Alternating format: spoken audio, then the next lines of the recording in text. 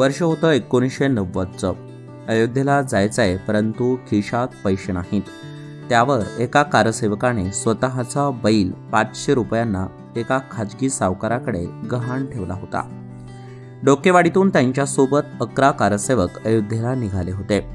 या 11 कारसेवकातील 4 कारसेवकांना अयोध्येत जाण्यापूर्वीच अटक करण्यात आली होती आणि अटक करण्यात आलेल्या कारसेवकांना 21 दिवसांची जेलची हवा खावी लागली होती.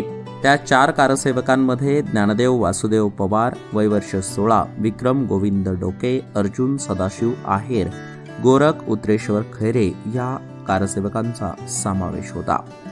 तर या 4 कारसेवकांना जेलमध्ये टाकण्यात आलं होतं. दरम्यान त्यांना 21 दिवस जेलमध्ये राहावं लागलं. त्यानंतर जामीन मिळाल्याने ते गावाकडे आले. काय व्हायचं, प्रत्येक स्टॉपला रेल्वे उभा राहिली की पकडा यायची आम्हाला. मग ह्यांनी काय केलं, मध्येच रेल्वेच्या मध्ये दोन्हीच्या ते नसते का असं खांबा, त्याच्यावर बसून एक स्टेशन ते दुसरं स्टेशन पार केलं. आम्ही त्यावेळेसच म्हणलं ही सुद्धा तिथं गेले काय की, पण ती पुढच्या स्टेशनला दिसले आम्हाला, म्हणून बरं झालं. मग नंतर आम्हाला लक्झरीने तिथून शंकरगडहून इलाहाबादला नेलं. तर तिथं आम्हाला जेलमध्ये टाकलं, नैनी सेंट्रल जेलमध्ये. तर नैनी सेंट्रल जेलमध्ये टाकताना आम्हाला तिथं 21 दिवस होत होतं. आतमध्ये आम्ही तिथले विरोधी पक्षनेता कल्याण सिंग, पुन्हा जय शिवसेनेचे अध्यक्ष दुबे म्हणून काहीतरी होते आणि विश्व हिंदू परिषदेचे अध्यक्ष, असे मिळून ते आमच्याच बॅरेकमध्ये होते. आम्ही बॅरेक नंबर 4 मध्ये होतो सेंट्रल जेलला. कोणत्या साली होते? 90 मध्ये, 1990. गोळीबार झाला त्यावेळी? हा, गोळीबार. आम्हाला सोडायचं होतं, पण नंतर गोळीबार झाल्यावर 5-6 दिवस ठेवला आम्हाला अजून नंतर. असे मिळून 21 दिवस आम्ही जेलमध्ये होतो. डोकेवाडीतून कारसेवेसाठी गेलेली ही मंडळी सर्वसामान्य कुटुंबातली होती.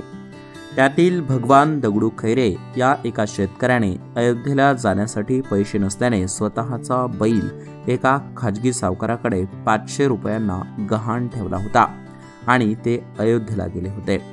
आणि अयोध्येहून परत आल्यानंतर त्यांनी 500 रुपये देऊन बैल सोडवला, अशी माहिती भगवान खैरे यांनी दिली आहे.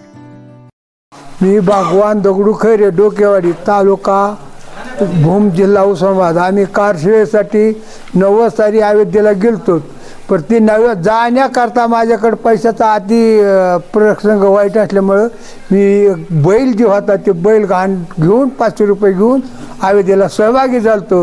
आणि आता ही जेव्हा 22 तारखेला रामाची प्राणप्रतिष्ठा होती, ह्या गोष्टीचा आम्ही जे कष्ट भोगलं ह्याचं आमच्या फळपादरात पडलं असं मी समजितो.